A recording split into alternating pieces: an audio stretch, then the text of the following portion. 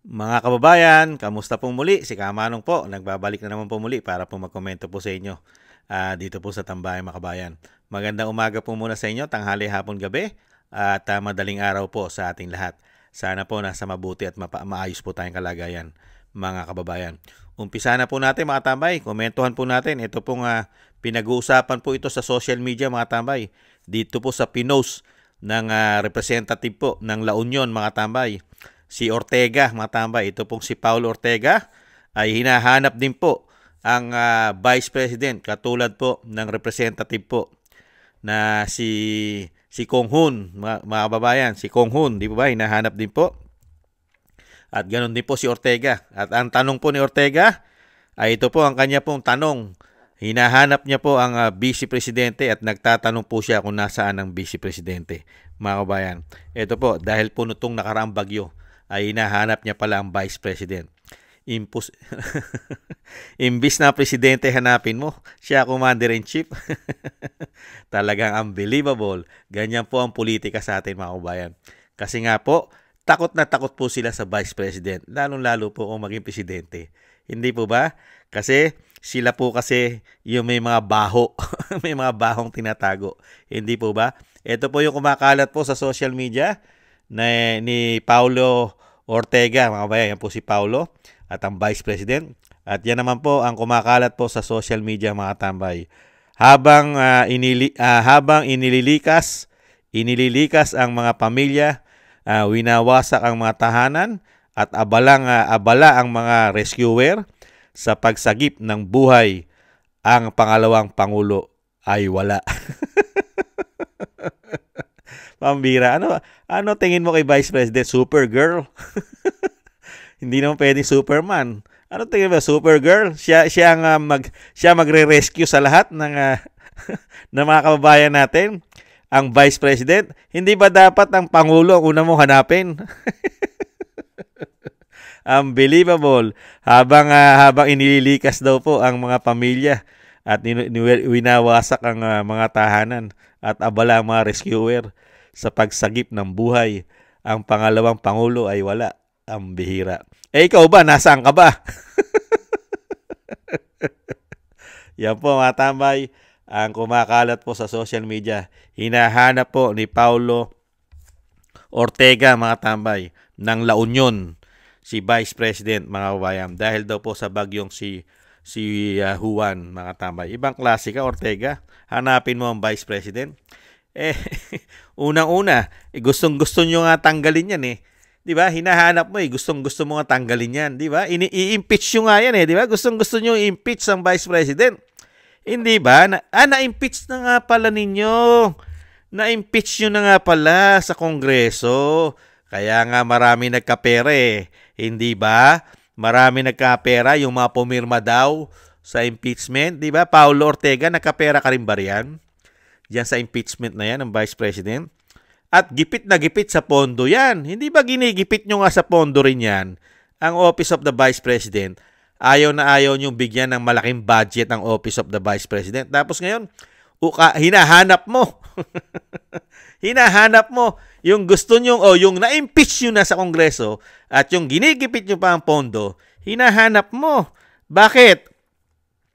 Bakit mo hinahanap? Siya na ba presidente ng Pilipinas at hinahanap mo?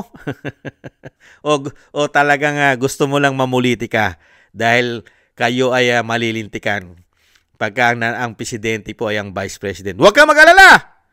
Paulo Ortega, huwag kang mag-alala. Pag ang Vice President ang naging presidente ng bansa ng Pilipinas, huwag kang mag-alala. Si BP Sara ang hahanap sa'yo. Huwag kang mag-alala. Hahanapin kayo. Kahit saan kayo magpunta. Kahit saan. Kasulok-sulukan. Kahit sa ibang bansa, hahanapin kayo ng Vice President. Lalo-lalo na kung kasama ka pa ron, Paulo. Lalo-lalo kung kasama ka sa maanumalyang korupsyon. Talagang hahanapin ka. Mismo ang Vice President na, pagka siya ay naging presidente, ang presidente na ay si Sara Duterte ng Pilipinas. Yan, baka Paulo, huwag kang mag-alala Paulo, hahanapin ka. Lagi kang hahanapin ni BP Sara. Hindi po ba? Dahil napakarami po yata ninyong magkakasangkot sa anomalyang korupsyon. Hindi ba, Paulo? Paulo Duterte, kamusta naman ang mga flood control mo dyan sa La Union? Hindi ba ang mga kababayan natin sa La Union ay nagtataka rin na napakarami daw po umano na ghost project dyan at hindi mga tapos na proyekto? Totoo po ba yon? Paulo Ortega, totoo po ba na ganyan ang mga proyekto sa La Union? Hindi kaya? Kaya nga po binabahari ng La Union. Hindi ba? Dahil napakarami yatang proyektong hindi natatapos dyan at karamihan yata ay ghost project pa. Hindi ba? Kaya, nagtatanong lang si Kamanong, huwag ka mag-alala. Paulo, ikaw, alam ng Vice President, markado naman kay lahat eh. Di ba? Lahat kayo. Yung 200 plus ay napakadali pong paimbestigahan ng Vice President yan. Pagka siya na po ang Pangulo ng bansa. Hindi po ba? Dahil mismo ang Vice President, nagsalita po siya. Ano po sinasabi ng ating Vice President? Kung siya po ang Pangulo, isang araw lang sa kanya. Isang araw lang. Mapapangalanan niya na lahat ang mga magnanakaw sa pera ng tao bayan. Lalo-lalo yung nangungumisyon ng mga politiko. Kayang pangalanan lahat at kayang kasuhan at makasuhan ng Vice President kung siya ang Pangulo. Sa loob lang na isang araw, mapaplansya na lahat at mapapangalanan na. Kasi napakadaling pangalanan. Hindi po ba? 300 plus lang yan. At 24 lang po ang senador. Di ba? 500. Wala pang 400 dyan, yung papangalanan. At ano sabi ng Vice President? Merong confidential fund, intel fund, ang Office of the President. Kung siya ang Pangulo. At gagamitin niya ang kanyang intel fund at confidential fund sa mga demonyong magnanakaw na ito. Hindi po ba? Samantalang sa nakaupo ngayon, di ba? Nakita niyo po yung nakaupo ngayon? Ilang buwan na po magmula nung magsona. Ilang buwan na. Meron po bang napangalanan at nakasuhan na mga politiko? Hindi po ba? Napako na po sila saan? Saan po sila napako? Sa mga contractors at DPWH, engineer. Hindi po ba? At ilang mga empleyado sa COA. Diyan po sila nakapako. At paborito po nila ang Davao City. Hindi po ba? Kaya nga sabi ng mga kababayan natin ang binagyo at binha Cebu. Pero ang investigasyon sa Davao. Hindi po ba? At wala rin po investigasyon sa La Union. Hindi ba? Paulo Ortega, may nag-iimbestiga na ba sa La Union? Hindi ba kayo nagtataka? Mga kabayan, napakahirap imbestigahan yata ang La Union. Ang Ilocos Norte. Hindi po ba? At ang Bicol. Napakahirap yata imbestigahan ng Bicol. Ganon din po ang Leyte. Wala pa yata nag-iimbestiga sa Leyte. Hindi po ba? Hindi yun napapansin. Ang mga kaalyado po ng binagawang Pilipinas ay napakahirap yata imbestigahan. At kung imbestigahan po, wala naman makakasuhan maliban lang yata sa mga district engineer ng DPWH at mga contractors. Hindi kaya? Ganyan po nangyayari sa ating bansa kasi systematic eh. Hindi ba systematic, Paulo Ortega, ang korupsyon sa bansa, lalong-lalo nung pumasok kayo at pumasok ang binagawang Pilipinas? Hindi ba systematic? At hindi ba ito parang ang ginawa nyo sa amin ay pambubudol sa pera namin? Hindi kaya? Syndicate? Hindi kaya syndicate ang ginawa nila, mga kababayan? Ginawa nyo sindikato at ginawa nyo kaming gatasan. Di ba? Alam naman namin, hindi naman kami tangat bobo, na matagal na pong may issue ng korupsyon sa ating bansa. Kaya lang po, hindi ganito kalala. Bakit lumala po ng lumala ang korupsyon? At wala na po halos sila natapos at napakarami na pong ghost project. Hindi po naranasan natin yan. Hindi po natin naranasan yan kay dating Pangulong Duterte na puro ghost project at hindi tapos ang proyekto. Hindi po ba? Kasi po, nung pumasok po ang binagawang Pilipinas, real talk mga tambay, noon po sila naging gahaman, swapang, greedy. Di ba? yung grabing pag-iimbot sa pera ng taong bayan. Bakit po? Komento ko po. Nung panahon po kasi ni dating Pangulong Duterte, na-jeta po sila. Jeta. Hirap na hirap po sila mangurap.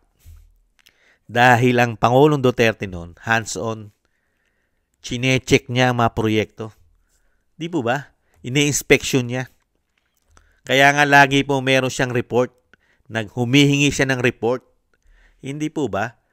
Pinagsasubmit niya ang DPWH ng mga report, mga finished project. Hindi po ba? Ngayon po ba? Ang nangyayari po sa ating bansa ngayon, iba na po. Yung pera ng taong bayan, sinasubmit po, hindi sa Pangulo, sa mga vault. Dinadala na po yung pera sa vault nila umano.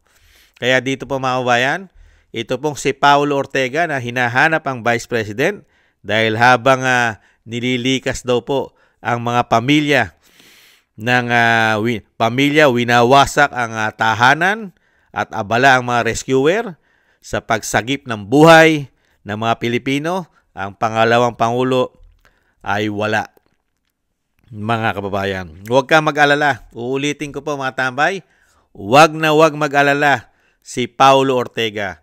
Pag naging Pangulo si BP Sara, huwag kang mag-alala. Aaraw-arawin ka ni BP Sara. Ikaw ang hahanapin. Kasama ka sa hahanapin. Ikaw na mismo ang hahanapin. Marami kayo.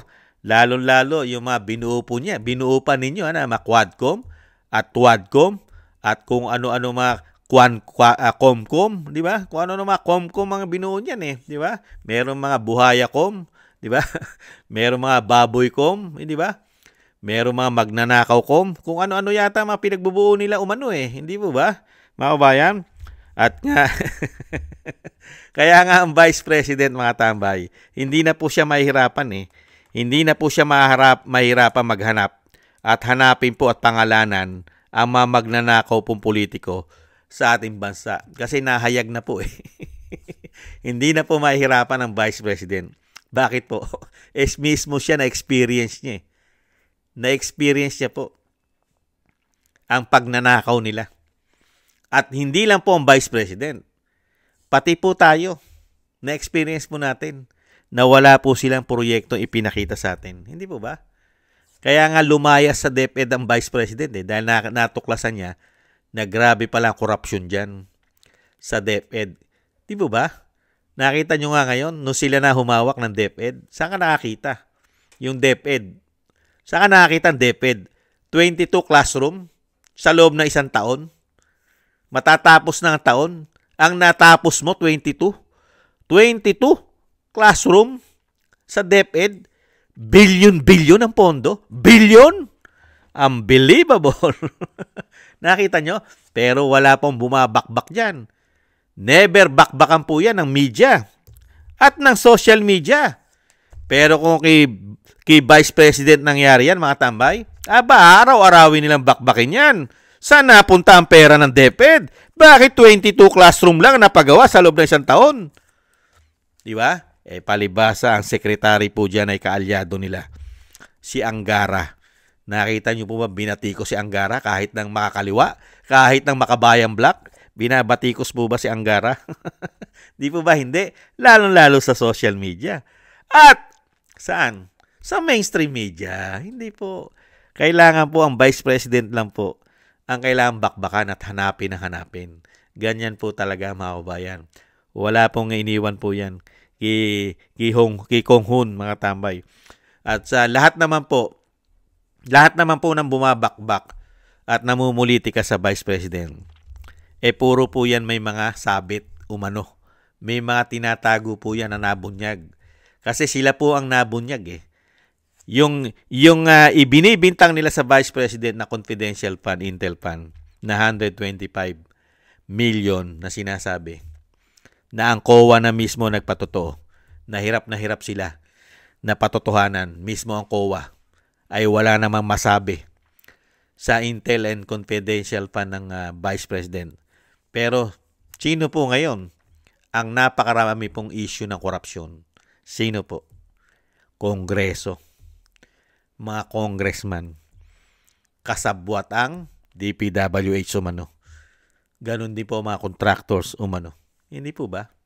Sila po ang mga tunay, legit umano na magnanakaw at nagpakademonyo dahil sa pera ng bayan.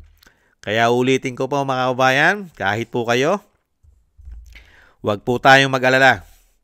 Dahil darating naman po ang panahon at ipagkaloob po sa atin na maging Pangulo po ang Vice President Sara Duterte. Dahil kailangan po maging Pangulo talaga ang Vice President. Dahil lahat po ng ginawa pong kasamaan sa atin ng 19 Congress ng Binagoong Pilipinas, lahat po ng napakarami isang damukal na magnanakaw sa pera ng bayan, kay Vice President Sara Duterte lang po tayo makakakuha ng katarungan sa pinagagawa po nilang pagnanakaw.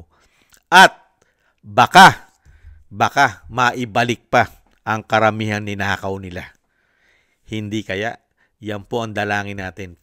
Kasi never po yan mangyari sa administrasyong ito na meron pong managot at maibalik ang pera ng mga politiko na kumita ng sobra-sobra sa atin. Hindi po ba? Never. Kahit po itaga mo sa bato, malabo po sa sabaw ng pusit na maibalik po ng mga politiko ang mga ninakaw nila. Dahil mismo, mga kababayan, ay malaki po at malalim ang sabwatan nito. Malalim po. Magmula po sa taas ay may sabwatan po, mga kababayan. Tanging opisina lang po ng Vice President ang hindi nila kasabwat sa nakawan umano. Hindi po ba? Kaya tanging Vice President lang po ang makapag-iimbestiga ng tama at ilalabas lahat at malalabas at mapapanagot po lahat ang tunay na magnanakaw mandarambong sa ating bansa. Yan po ang inaasahan po ni Kamanong na sana po dumating ang araw na yan na lahat po yan ay magbayad po sa taong bayan sa ginawa po nilang napaka-anomalyang pagnanakaw. At lalong-lalo po ang ginawa nila sa dating Pangulong Duterte. Grabe po ang ginawa nila dyan. Paghuhudas at pagtataksil na walang due process, mga kababayan. Kaya po sana po, isama po natin sa ating mga dasal na mabago at muli pong makabangon ng ating bansa sa ginawa po nilang pagkakadapa at pagkakalugmok ng ating bansa sa napakaraming bagay, lalong-lalo po sa ating kapirahan at sa ating ekonomiya.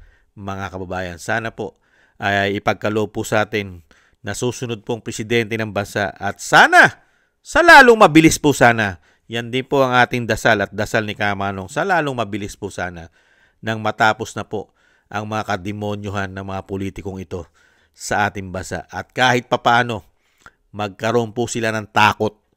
Magkaroon po sila ng takot na magnakaw ng sobra-sobra sa mga Pilipino. Hindi po ba mga kabayan? Grabe po sila magnakaw ngayon eh. Hindi na po uso ngayon yung maliliit. Talagang grabe na po. Talagang sukdulan na po ang kasamaan po ngayon ng mga magnanakaw na politiko sa ating bansa. Yan po mga kabayan, ang naghahanap at napakatino na taga La Union. Ito pong si Paulo Ortega. Talagang pinangatawanan na po niya na ang tingin po niya sa sarili niya ay siya po'y napakahusay na politiko at napakahusay, walang itinatagot, walang bahid, anomalya at korupsyon. Ang tingin niya sa sarili niya ay siya'y napakahusay. Hindi po katulad ng Vice President na lagi niya pong hinahanap. Ibig sabihin, kaya mo hinahanap ang Vice President, walang kwenta ang Presidente. Hindi kaya? Kaya hinahanap ni Paulo dahil walang silbi at walang kwenta Presidente. Dahil ang gusto mong lumutas at sumagip ng problema ng bansa ang Vice President. Una-una, hindi pa naman niya trabaho yan. Siya po ay Vice Presidente pa lang. Kaya kung lalagyan mo ng logic, di ba? Pag nilagyan mo ng logic, parang mismo si Paulo Ortega nagsasabing mahina ang Presidente kasi ang hinahanap niya, Vice President. Hindi po ba, mga kabayan? Muli po mga tambay, thank you po. At umaasa naman po si Kamanong sa mga darating na panahon na ang Vice President Sara Duterte na po ang maghahanap kay Paulo Ortega, mga kababayan, at sa mga kasama niya na mga politiko. Hindi po ba? Lalo-lalo sa grupo ng Quadcom at Wadcom. Hindi po ba? Grupo yan eh. Ibang klase po yan. At yung mga pumirma po sa impeachment, napakasarap pong imbestigahan ng Vice President yan. Pagka siya na po ang presidente. Hindi po ba? Maraming salamat po mga tambay. Ingat po kayo. At syempre po, thank you po sa mga nakagusto po ng ating Tambayan Makabayan sa YouTube at TikTok. At syempre po sa mga subscribers po natin, thank you po sa inyo, sa mga nagbibigay po ng tulong at sa mga nagko-comment po, like, share, and subscribe. Mabuhay po kayo. Thank you po. Ingat-ingat po kayo. Lalo-lalo po sa inyong mga paggawa. At syempre, yung panalangin po natin sa ating bansa na sana po, loobin naman po at loobin po sa lalong mabilis na mawakasan na po ang kasamaan kahit papaano po mawala na po at talagang tuluyan na po makabangon ng ating bansa sa ginagawa pong kawalangyaan at kademonyohan ng mga nagpakasamang politiko sa ating bansa. Sana po mawakasan naman po at makamtan naman natin kahit papaano ang ginhawa. Hindi po ba? At ganun din po ang dasal po natin sa pamilya Duterte na sila po'y maingatan at madugtungan pa po ang buhay at kalakasan ng dating Pangulong Duterte at mailayo po sila ng Vice President Sara Duterte sa kapahamakan. At siyempre po, ganun din po ang dasal po natin sa ating mga sarili at sa ating buong sambayanan na tayo po ay maingatan, mga kababayan. Sa muli po mga kababayan, ingat-ingat po tayo. Paalam po. Bye-bye.